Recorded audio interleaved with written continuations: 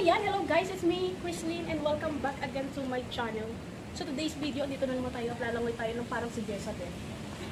So ngayon magpapaturo tayo ng swimming. So alam naman natin hindi tayo marunong mag-swimming.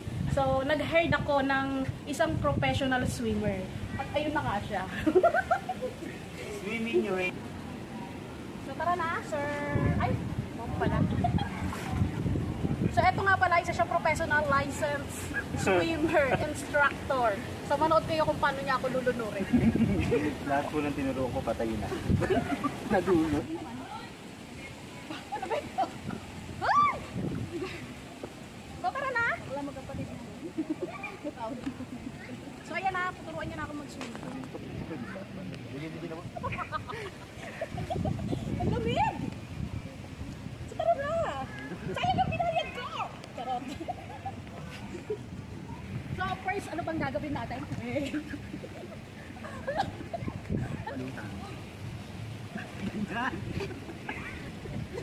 Siyempre dito kami. So dito muna daw? Yung so, dito muna ano. So, bago kayo matutong lumangoy, dito muna kayo sa gilid-gilid. Ganyan, ganyan. Ay, ibig sabihin, forfeit na to? Paano pag 5 feet? Straight mo yung kamay mo. Tapos, Hindi makalapad yung paa natin. So, ganyan. Paano ba? kampay ka pa.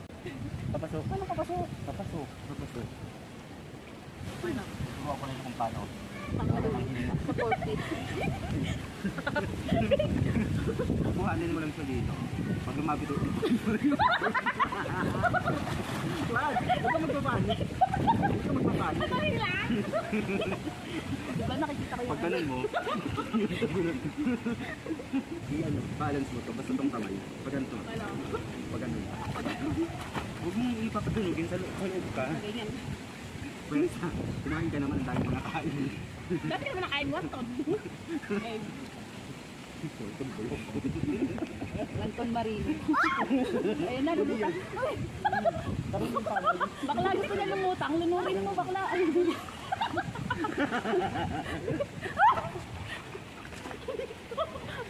Ayaw, bakla.